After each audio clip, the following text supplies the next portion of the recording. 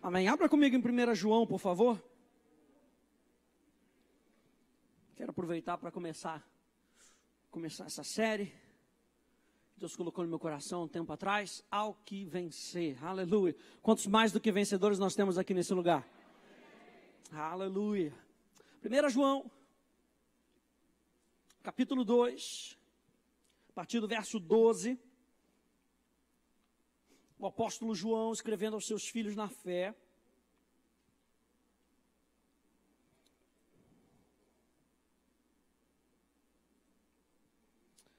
Quantos acharam, digam amém.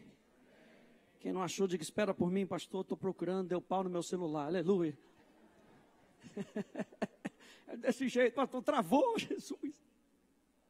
1 João, capítulo 2, a partir do verso 12, o apóstolo João escrevendo aos seus filhos, e ele escreve de maneira bem direta, dizendo, filhinhos. Quantos aí sabem que você nasceu de novo, você nasceu de Deus, então você é filho de Deus. Aleluia. Filhinhos, eu vos escrevo, porque os vossos pecados são perdoados por causa do seu nome. Ele está falando de pessoas que nasceram de novo. Ele está falando de pessoas que abandonaram a prática do pecado, que renunciaram sua velha vida para nascerem de novo, para nascerem de Deus. E a Bíblia diz que eles nasceram, Pedro diz isso, não de semente corruptível, mas de semente incorruptível. Da palavra que permanece para sempre. O mundo passa, a vida passa, mas a palavra de Deus permanece para sempre. E é essa palavra que foi implantada no nosso coração.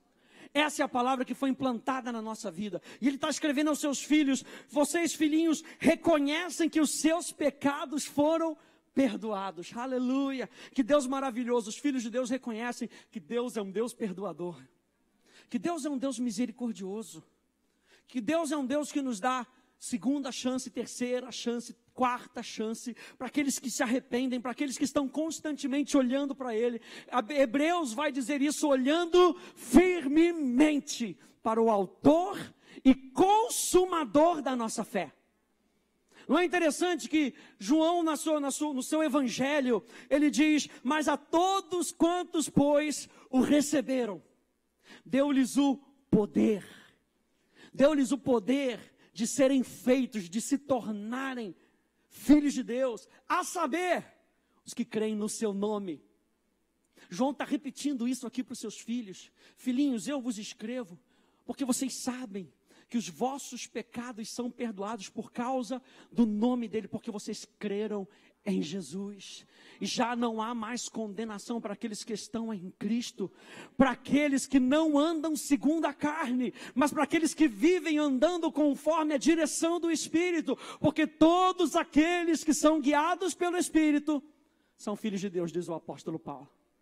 E aí no verso 3 ele continua dizendo, pais, eu vos escrevo, porque conheceis aquele que existe desde o princípio. Jovens, eu vos escrevo, porque tendes vencido o maligno. Filhinhos, verso 14, eu vos escrevi, porque conheceis o Pai. Isso me chamou muita atenção, gente. O fato de que o apóstolo João aqui constantemente está falando, vocês conhecem. A palavra conhecer aqui traz o sentido de conhecer intimamente. Não é conhecer aquela pessoa que você vê na televisão, não é conhecer, conhece fulano de tal, eu conheço. Ou seria melhor traduzido como já ouvi falar na pessoa, já vi em algum lugar, mas nunca conversei com ela. Essa palavra conhecer aqui tem o sentido de que eu me relaciono com ela. E o apóstolo João está falando isso para os pais. Pais, vocês conhecem.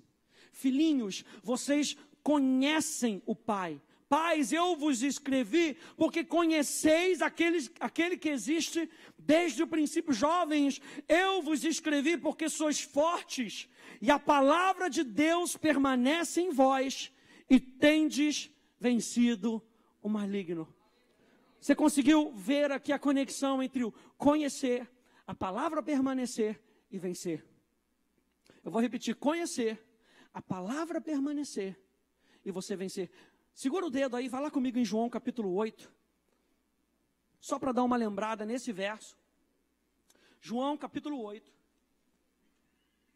Verso 31 e verso 32. Conhecer. a palavra permanecer e nós vencermos. Conhecer, a palavra permanecer e nós vencermos. João capítulo 8, verso 31, disse, pois, Jesus aos judeus que haviam crido nele. Você não consegue crer se você não conhecer. Não dá para crer em Jesus da maneira como a Bíblia nos apresenta se nós não conhecermos a pessoa de Jesus. Nós vimos isso com Jó. Jó era um homem temente a Deus, mas não conhecia a Deus intimamente.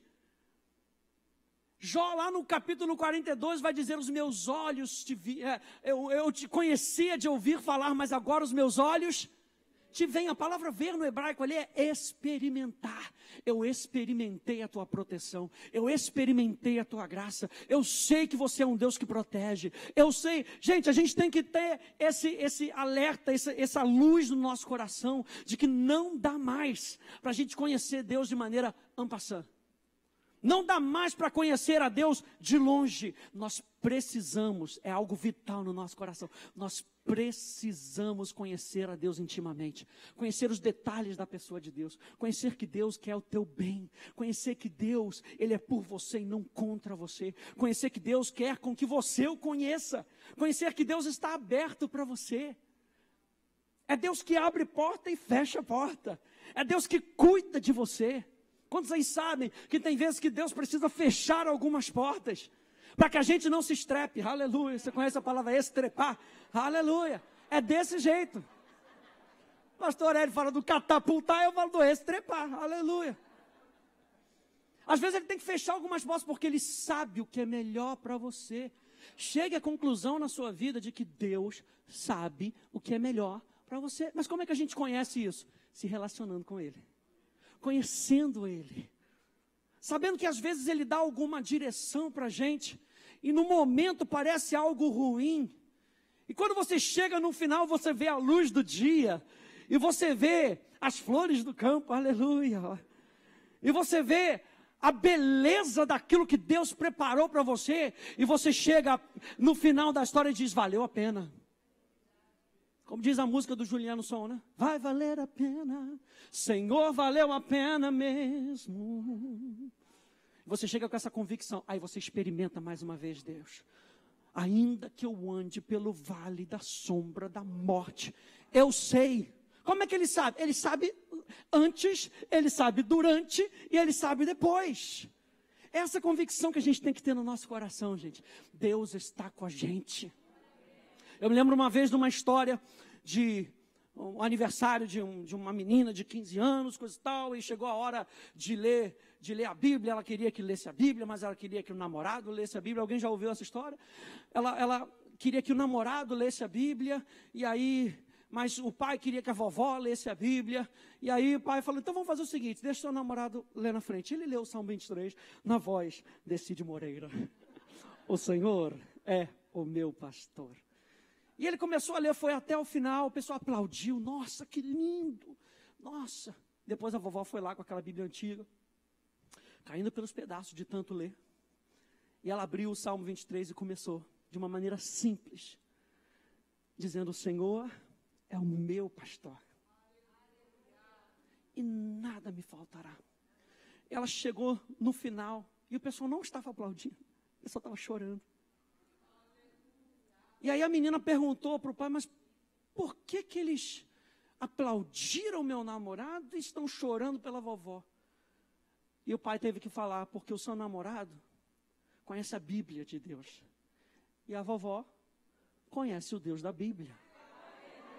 Faz toda a diferença, gente. Faz toda a diferença. A gente conhecer o Deus da Bíblia faz toda a diferença. A gente não prega aqui para você conhecer a Bíblia em si. A gente prega para que você entenda que existe um Deus. Você sabe que a palavra de Deus é inspirada por Deus.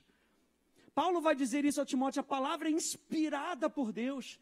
Existe um Deus que nos revela a palavra por trás desses versos. Existe um apóstolo australiano chamado Neville Johnson. E o pastor Hélio estava ouvindo isso outro dia, ele contou para a gente. E é a maior verdade. E esse apóstolo estava dizendo o seguinte, leia a Bíblia, vai lendo. Até que em determinado versículo, você sente que o Espírito Santo manda você parar. Aquele é o seu pão diário. Não adianta só ler a Bíblia. Nós temos que ler a Bíblia e esperar o Espírito Santo falar com ele. Quando o Espírito Santo fala, aquele é o nosso pão diário. Porque ele quer com que você conheça a voz dele. Você não conhece a voz de Deus só lendo. Você conhece a voz de Deus ouvindo. E nós ouvimos no nosso coração. Não é na nossa cabeça. Eu pedi para você ir em João capítulo 8. Disse, pois, Jesus aos judeus que haviam o quê? Crido. E você sabe que fé é um relacionamento com Deus, não é uma fórmula mágica. Mas ele diz, se vós permanecerdes na minha palavra, sois verdadeiramente meus discípulos. A palavra discípulo aqui também pode ser traduzido como filho.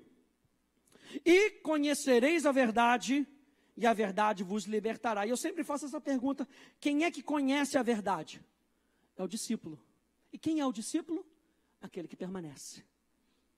Aquele que está ligado à videira. João capítulo 15. Aquele que está ligado à videira. Senhor, tu és o agricultor. O Pai é o agricultor. Jesus é a videira e nós somos uns dos seus ramos. Aquele que permanece em mim, esse dá muito fruto. Vira para o teu irmão e falou, é tempo de você dar muito fruto para a glória de Deus. Para a glória de Deus, aleluia. Olha só, quando a gente vê no grego, quando Paulo vai escrevendo, quando João vai escrevendo aqui, voltando para 1 João, ele está escrevendo filhinhos. A gente vê pelo grego bíblico que existem vários tipos de palavras para filho. Não é? Nós temos a palavra teknon, ou teknion, filhinhos, ou meus filhinhos. Né, que João usa aqui, nós temos Paulo usa em Gálatas capítulo 4 a palavra nepios, que é da onde se tira a palavra nepi, ou fralda no inglês, ou seja, filhos, mas que são filhos imaturos. Paulo também usa, e João também usa no seu evangelho a palavra ios. Ios é o filho maduro, o filho que chegou na maturidade. E João está falando aqui de forma geral, filhinhos. Ele não está falando se é imaturo ou se não é maduro. Ele está falando filhinhos. E não é interessante que aqui em 1 João capítulo 5, verso 4 diz, porque todo o que é nascido de Deus vence. Todo o que é nascido de Deus vence o mundo. E essa é a vitória que vence o mundo. O quê? A nossa conexão com Deus. Estarmos ligados a Deus.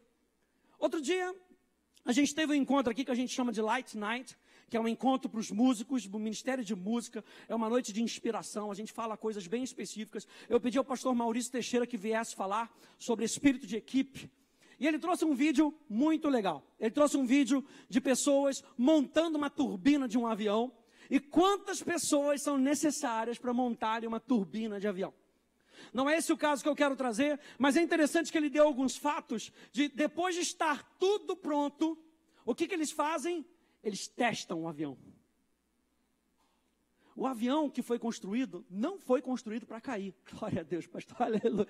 Que segurança, agora eu posso voar em paz. O avião que foi construído, não foi construído para dar errado. O carro que você anda não foi construído para dar errado. Por que às vezes dá errado? Eu vou te dizer, porque falta manutenção. E nós precisamos prestar atenção nas manutenções. Nós vamos falar sobre isso um pouco mais para frente, mas é importante a gente saber que o carro que você anda, o eletrodoméstico que você usa, não foi construído para dar errado. Eu e você não fomos criados por Deus para dar errado. Ei, e se tiver algum problema no teu carro, algum problema de fábrica, o fabricante chama de volta. Quer dizer que você vai morrer não, irmão, aleluia. Ele está dizendo que ele fala, vem para mais perto. Olha só como é que Jesus é. Vem para mais perto. Nós vamos corrigir isso, vem para mais perto. Anda comigo, anda com Jesus. E você vai sendo santificado, aleluia. É a palavra de Deus que nos santifica. Ele fala aqui para pais, para os maduros, que demonstram um conhecimento mais profundo. Para os jovens, A palavra aqui é neaniskos. E essa palavra significa pessoas experimentadas. Não eram pessoas que acabaram de nascer de novo. Esses jovens aqui estão falando para pessoas experimentadas, pessoas que já estão praticando o evangelho.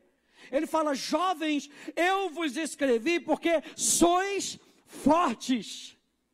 E a palavra de Deus permanece em vós e tendes vencido o maligno. Ele está falando de gente que prova e vê o resultado. Pessoas que colocam a palavra de Deus em prática. E aí eu me lembrei desse salmo que diz: ó, provai e vede que o Senhor é bom. Aleluia. Bem-aventurado o homem que nele se refugia. Pastor Hélio, na série dele, tem falado sobre o Salmo 91, aquele que habita no esconderijo do Altíssimo. Ele é a nossa fortaleza. Davi, no Salmo 27, vai declarar isso. Ele é a minha segurança, ele é a minha fortaleza. Da onde que veio isso, gente? Veio de conhecer a Deus. Veio de conhecer a Deus na prática. Então, somente a prática da verdade garante os resultados que Deus promete. Não adianta você esperar se não for na verdade. Não adianta você querer se não for na verdade. Somente a prática da verdade garante os resultados que Deus promete. Abre comigo em Isaías capítulo 55, por favor.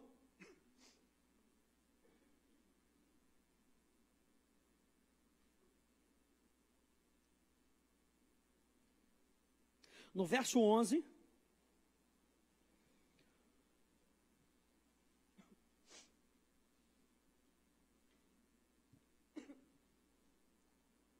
Quando nós falamos que você é mais do que vencedor, é isso que nós estamos querendo falar. Quando Jesus Cristo venceu na cruz do Calvário, nós nascemos de novo. Ele projetou você para a vitória. Ele projetou você para dar certo. Ele projetou a sua vida para dar certo. Gente, não há nada que a gente faça com Deus. Pastor Hélio tem alertado a gente nesses meses que não há nada que a gente faça com Deus que vai dar errado. Ele sempre nos guia em triunfo. Diga aí para duas pessoas: ele sempre nos guia em triunfo. Isaías 55, verso 11, diz: assim será a palavra que sair da minha boca, não voltará para... Quantos aí creem na Bíblia? Quantos aí creem que a palavra de Deus é inspirada por Deus? Que Isaías, esse evangelho do Velho Testamento, Isaías vai nos dizer que toda palavra que sair da boca de Deus não voltará para mim vazia, mas fará o que me apraz. Ou seja, vai fazer o que me dá prazer, e Deus tem prazer em ver a sua vida dando certo. Aleluia, você tem que sair daqui inspirado nessa manhã, que o evangelho é o poder de Deus para a salvação. Salvação é transformação de vida. Quando nós aceitamos Jesus, a gente não apenas entrou numa religião, gente, a gente foi transformado, aleluia. E nós somos transformados de dia em dia por essa conexão com Deus. A Bíblia diz em Romanos capítulo 12 que nós somos transformados pela palavra quando nós renovamos a nossa mente com o quê? Com a verdade. E conhecereis a verdade, e a verdade nos libertará. Aonde está o Espírito do Senhor, ali há liberdade. Aleluia. Mas fará o que me apraz, o que me dá prazer, o que me traz deleite, e prosperará. Prosperará. Vai andar para frente, vai ter sucesso. O quê? Aquilo que Deus disse. A palavra que Ele enviou. E prosperará naquilo para que a designei. Então nós precisamos ser pessoas da palavra, gente. É preciso decidir viver pela verdade. É preciso escolher pensar com a verdade. E é preciso enfrentar as dificuldades da vida, sabendo, como diz lá no Salmo 91, verso 4, que a sua verdade é pavês e escudo. A sua verdade me protege. A sua verdade é o meu escudo. Então a palavra que é ativa na nossa vida, a palavra crida, é o que nos garante a vitória contra as dificuldades. Nessa série a gente vai ver as igrejas do Apocalipse, aquilo que elas tiveram que enfrentar, e como elas deveriam sair daquele estado, ao que vencer. Todos eles eram mais do que vencedores em Cristo Jesus, mas todos eles enfrentaram algum tipo de dificuldade. E o que nós vamos aprender são princípios bíblicos em como enfrentar as dificuldades como mais do que vencedores. Você e eu, vou falar mais uma vez, você e eu fomos projetados por Deus. Aliás, você sabe que você é imagem e semelhança de Deus. Se você foi feito imagem e semelhança de Deus, você foi feito para dar certo. Eu não vejo relato nenhum na Bíblia Deus perdendo. A natureza de Deus não é perdedora, a natureza de Deus é vencedora. Ele é a nossa bandeira, é o nome dele, gente. Não importa aquilo que a gente esteja enfrentando, esse é o nome dele, Jeová Nissi. A nossa bandeira, a palavra bandeira ali é vitória. Ele é a nossa vitória. Ele é vitória, Ele é a nossa vitória, e essa é a bandeira que nós hasteamos por onde quer que nós formos. Não importa se você passa por tempos difíceis, tempos de dificuldade, essa é a bandeira que nós carregamos. Nós somos mais do que vencedores por aquilo que Jesus fez na cruz do Calvário. Não por causa do nosso esforço, é por causa daquilo que Ele fez na cruz do Calvário. Quando você fala de salvação para as outras pessoas, não é por aquilo que você faz, é por aquilo que Ele já fez. Ele já morreu por essas pessoas, Ele já pagou o preço por essas pessoas. Nós apenas somos veículos das boas novas. É isso que nós fazemos. Vamos enfrentar as dificuldades. São tempos difíceis, são tempos amargos, são esses tempos turbulosos no mundo, mas nós somos mais do que vencedores. Aleluia. Se você for lá em Isaías 55, verso 1, ele começa esse capítulo dizendo: ó vós que tendes sede, vinde às águas. Olha o convite. Ele está falando, a palavra que sair dos meus lábios não voltará vazia. Agora deixa eu mostrar para você como é que isso opera na sua vida. Número 1, é preciso vir. É preciso ter o desejo. E ele diz, vocês que têm sede, venham. Jesus fala isso lá em João, na festa dos tabernáculos, no último dia da festa. Se alguém tem sede, venha a mim e beba. E do seu interior fluirão rios de água viva. Ele está dizendo, vem. Se você tem sede, vem. Número 2, ele diz, e os que não tendes dinheiro, vinde. Ou seja, não tem desculpa. Você tem sede? Vem.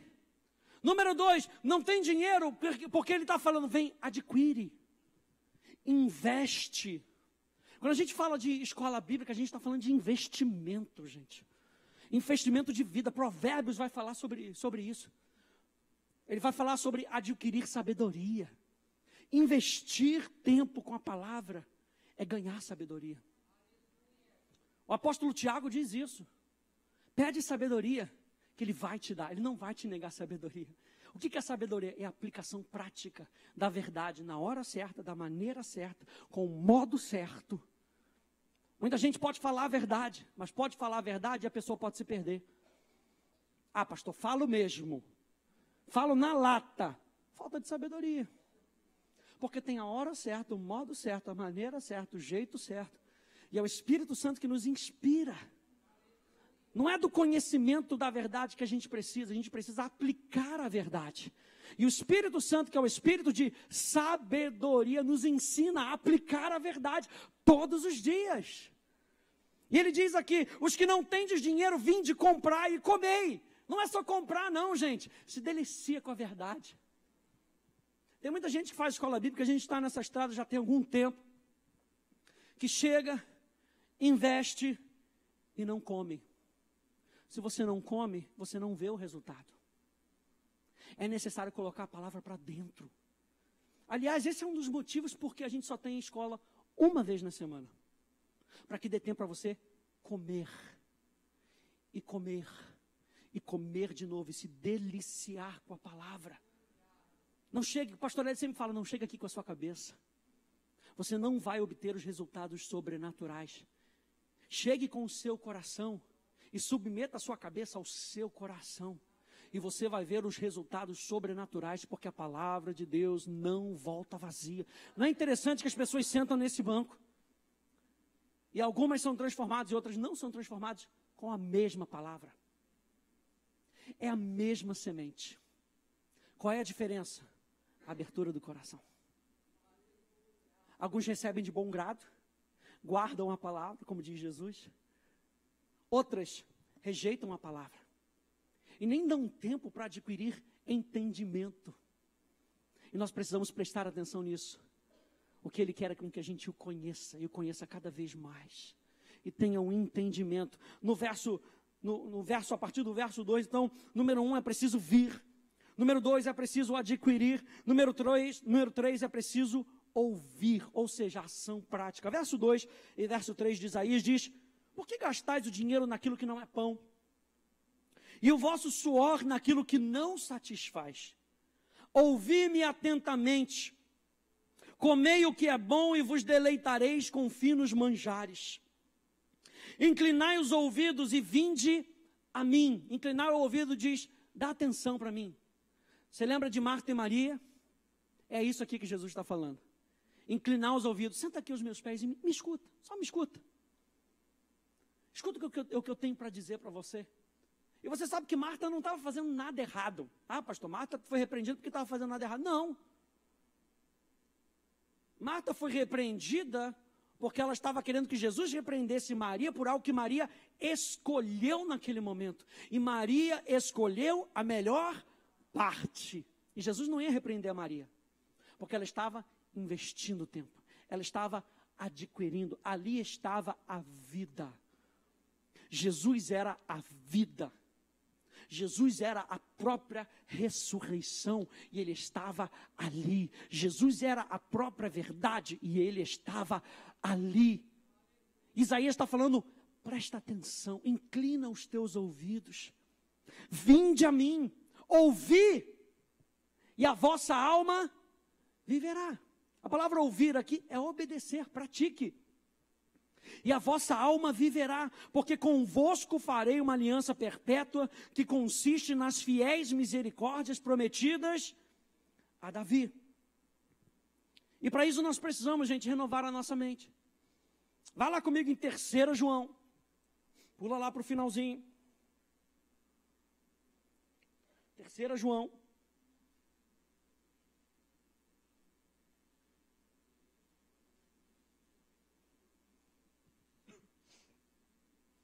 Aleluia.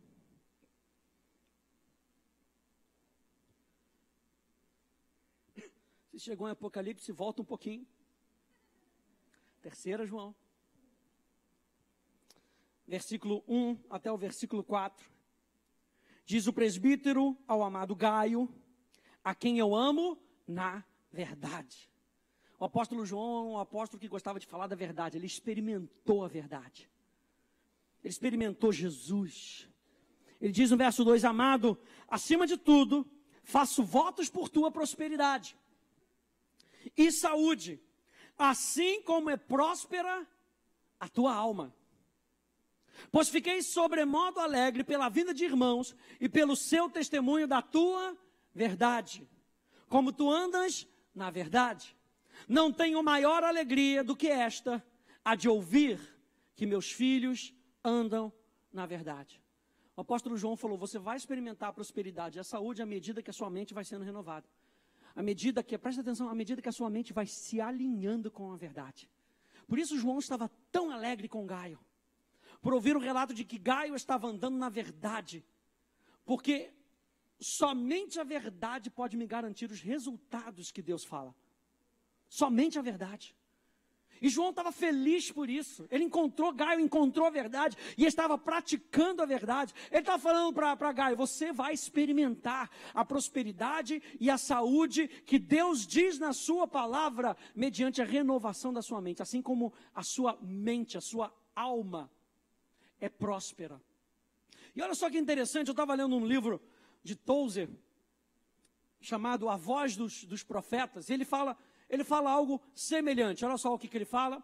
Ele fala o seguinte: O segredo do profeta é também o segredo da vida cristã vitoriosa hoje. Se vamos ter a coragem para avançar e descobrir a realidade final, precisamos descobrir Deus no meio das nossas vidas. Ele continua dizendo, essa realidade vem quando a palavra escrita se torna a palavra viva. Eu creio que Deus quer encarnar a palavra novamente em vida humana. Precisamos disso mais do que precisamos de qualquer outra coisa. Devemos nos tornar a palavra encarnada, andando por aí, colocando carne nas doutrinas que cremos. Jesus sendo visto. O que Tozer está querendo dizer? Jesus sendo visto na maneira como nós falamos. E nós falamos porque nós cremos. Então a maneira como nós cremos deve ser a maneira como nós vivemos. E é aí que nós experimentamos uma vida cristã vitoriosa. Aliás, não sei se você já notou, mas o slogan da nossa igreja é levando você a uma vida cristã. Se você não quer ouvir sobre vitória, gente, aqui não é o seu lugar. Porque o slogan da igreja é levando você a uma vida cristã vitoriosa. E nós estamos explicando que a vida cristã vitoriosa é uma vida em Cristo. É uma vida com Cristo. É a vida de Cristo. Não há vitória sem Cristo. Porque Jesus Cristo conquistou a vitória final na cruz do Calvário. A vitória sobre a morte, a vitória sobre o pecado, a vitória sobre as maldições, a vitória sobre a enfermidade. Ele conquistou a vitória final. O apóstolo Paulo fala isso, eu quero conhecer isso. Eu quero conhecer o poder da ressurreição. Eu quero conhecer o poder de uma vida ressurreta. Eu quero conhecer a vida de cima e não a vida de baixo. Ele chega ao ponto de dizer, eu não quero conhecer mais ninguém com relação à carne. Eu quero que o meu espírito identifique o teu espírito. Eu quero viver de forma diferente. Aquilo que eu considerava como lucro, eu considerei como lixo, porque é isso que eu quero investir. E Paulo nos mostra como é viver. E Paulo diz, eu sei viver tendo muito e tendo pouco. Paulo diz, eu sei viver. Eu sei viver com Cristo. Eu sei viver com Ele.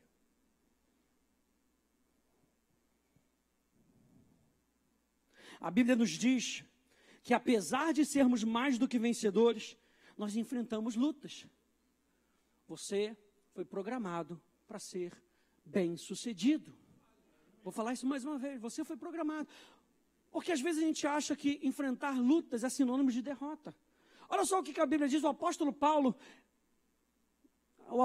ele diz assim, sabe porém isso, nos últimos dias sobrevirão tempos difíceis.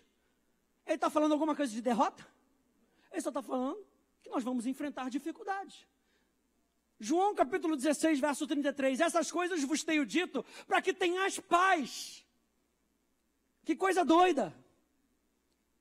Essas coisas vos tenho dito para que vocês tenham paz. No mundo passais, nem passareis, vocês já estão experimentando. No mundo vocês passam por aflições, mas tende bom ânimo. Eu venci o mundo. E eu gostei disso quando o pastor, são aquelas verdades que, plim. Por isso a gente senta aqui, nós como pastores, para ouvir a mensagem dos outros pastores. Sabe por quê? Porque Deus fala através de pessoas. Quando o pastor Marcelo falou isso, eu falei, nossa, nunca tinha percebido isso. E está tão claro. Jesus falou isso antes de ir para a cruz. Aleluia. Eu venci o mundo. Jesus sabia da proposta. Jesus estava ali firme. Jesus estava firme. Eu venci o mundo. Vocês estão passando por aflições, mas aguenta firme, porque eu venci o mundo. Você está passando por dificuldade, aguenta firme. Eu venci o mundo. Olha só esse outro verso. Salmo 30, verso 4 e verso 5. Salmodiai ao Senhor, vós que sois seus santos, e dai graças ao seu santo nome, porque não passa de um momento a sua ira. O seu favor dura a vida inteira. Ao anoitecer pode vir o choro, mas a alegria vem pela manhã. Eu venci o mundo. Eu venci. Eu creio que nesses últimos dias, gente, são os dias que a gente precisa prestar mais atenção nessas verdades. Porque o mundo quer lotar a gente de informação para a gente achar que nós somos mais do que derrotados. Só porque a gente enfrenta lutas. Veja, pastor Hélio sempre diz que problemas e dificuldades não têm nada a ver com fracasso. Outro dia eu estava vendo alguém no Facebook postar e postou justamente isso. Não, a vitória, a gente não vai alcançar a vitória sempre, porque a gente passa por dificuldade. O que a dificuldade tem a ver com derrota? A dificuldade só me faz sair mais fortalecido. Eu falei para você sobre o avião que é testado. É muito interessante, porque eles testam tudo no avião. Eles botam em alto mar e sobem para testar resistência. Depois eles descem, embica, corta os motores, embica, pum, depois liga os motores, quer saber se ele consegue voltar. Testa tudo. Eu e você passamos por testes e provas para no final nós sermos aprovados. E preste atenção, você saber, porque você sabe que você sabe. Você sabe pela fé e você sabe por experiência de fé que você é mais do que vencedor. Quando Abraão teve que passar por aquela prova em Gênesis capítulo 22, e você sabe que ali é a primeira vez onde é referida a palavra adoração, a palavra ali é shahá, a palavra de entrega na adoração. Ele diz, nós iremos, sacrificaremos e voltaremos. Ali ele já dá uma afirmação de fé. Ele sobe, cutelo na mão, Isaac ali sobre o altar, e vem a voz do anjo, tem que chamar 2 vezes, tão compenetrado que ele está. E depois de uma conversa com Deus, Deus vira para ele e fala assim, agora eu sei. Eu sempre me perguntei, pastor William, eu sempre me perguntei isso, como é que Deus agora sabe, se ele sabe todas as coisas? E uma vez o Espírito Santo me explicou isso, e ele falou, agora eu sei que você sabe.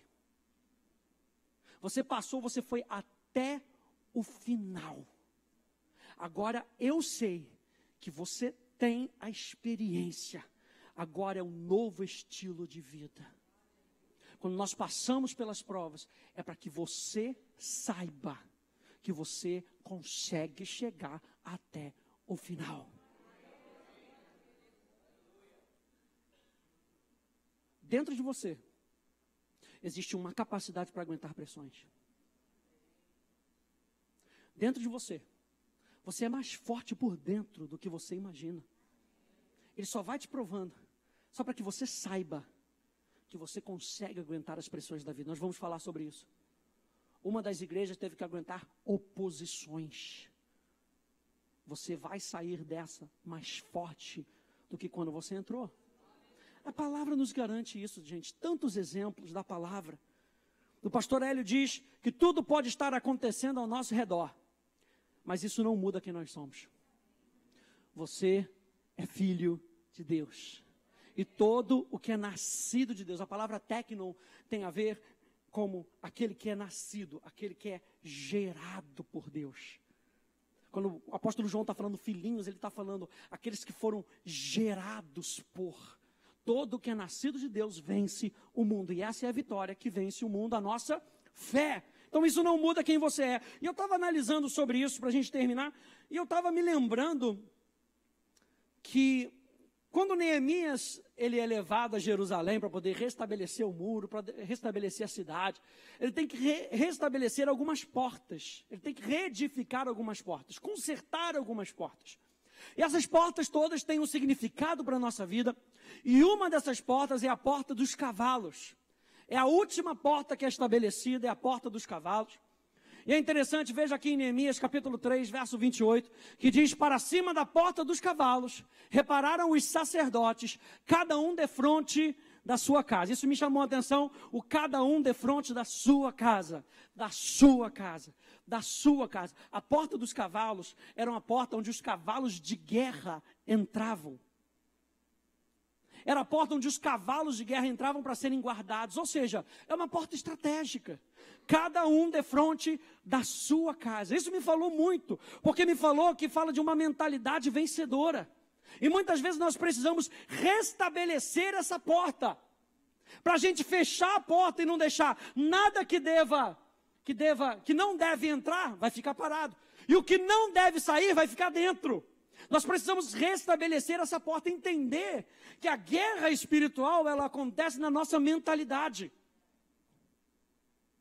Se você ainda não leu esse livro, Campo de Batalha da Mente, da Joyce Meyer, leia. É um livro maravilhoso, está falando sobre isso. Sobre a verdade, sobre a guerra espiritual, que acontece muito mais dentro da nossa cabeça do que em qualquer outro lugar. E aí Neemias tem que reparar, essa porta é a última porta que ele tem que reparar. Essa porta também ficava próxima ao lugar onde Atalia, não sei se você lembra, Joás, ele é para ser levantado rei, e Atalia, filha de Acabe, filha de Jezabel, ela usurpa o poder, ela quer o poder, ela toma o poder, e Joiada, como sacerdote, protege Joás, esconde ele no templo, e começa a doutrinar, e começa a ensinar Joás nas coisas do Senhor. Ele era ainda muito pequeno, mas Atalia começa a governar.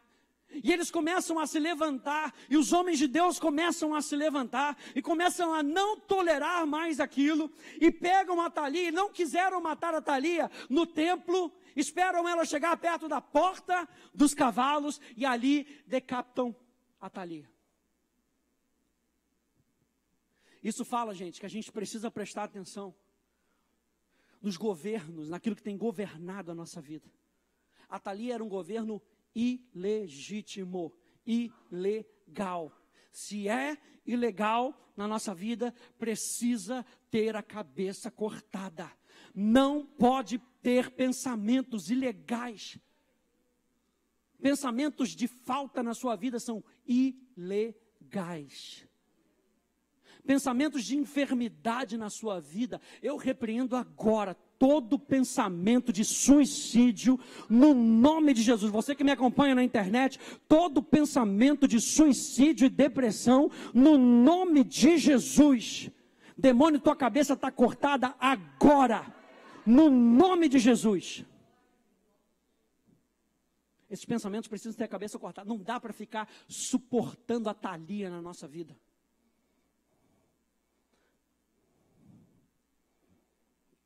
Essa porta tem uma significância profética que nos ajuda a ver que precisamos restaurar a nossa consciência da verdadeira guerra espiritual, de uma posição de mais do que vencedores, uma posição de resistência. Última frase: Deus não criou você para o fracasso. Existem algumas coisas que nós precisamos compreender, entender, para que nós possamos trazer essa vitória, usar bem esse carro. Fico pensando em carro de Fórmula 1, gente.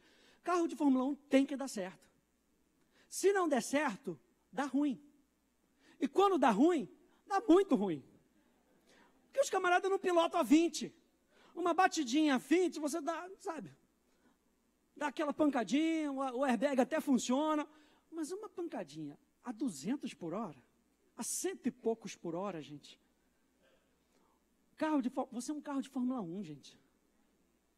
Para de achar que você é um teco-teco. Você é imagem e semelhança de Deus. Você fica se achando como um carrinho de rolimã, que só funciona descendo ladeira. Acho que a minha vida só funciona quando desce a ladeira. Vamos subir a ladeira então. Você tem um motor dentro de você que te impulsiona a subir a ladeira. Engata primeiro e vamos. Você tem força dentro de você. Por isso o apóstolo Paulo fala: fortalecei-vos no Senhor e na força do seu poder. Ele diz que esse poder opera em nós. Engata a primeira que dá.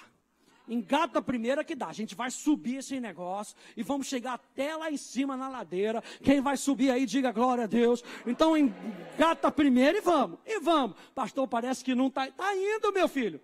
Está indo. Não desiste não que está indo. Vira para 7 pessoas e diga: não desiste não que está indo. Aleluia. Está praticando a palavra, está indo. Bota primeiro e vamos. Bota primeiro e vamos. Se der, passa uma segunda. Mas se tiver muito íngreme, volta para a primeira. Aleluia. A gente saber usar. Olha só a sabedoria. Você não vai conseguir subir uma ladeira de 6ª marcha, de 5ª marcha. Não sobe. Ah, 5ª marcha para aquele planinho ali maravilhoso. Tem que saber trocar de marcha, gente. Tem que saber a cadência. Olha o Espírito Santo falando. Tem que saber a cadência. A Bíblia diz, se você vive no Espírito, ande no Espírito. A palavra andar ali fala de andar na cadência do Espírito. Tem hora que o Espírito corre e te faz correr com os cavalos. Como ele fez com Elias. Que chegou na frente de Acabe. Gente, chegou. Tem hora que ele fala, calma. Você está subindo a ladeira. Engata primeiro e vai sorridente. Pastor, mas é 1.0. Mas 1.0 também sobe ladeira. Proprietário de carro 1.0, diga glória a Deus, aleluia. Também sobe ladeira. Fique de pé comigo, por favor.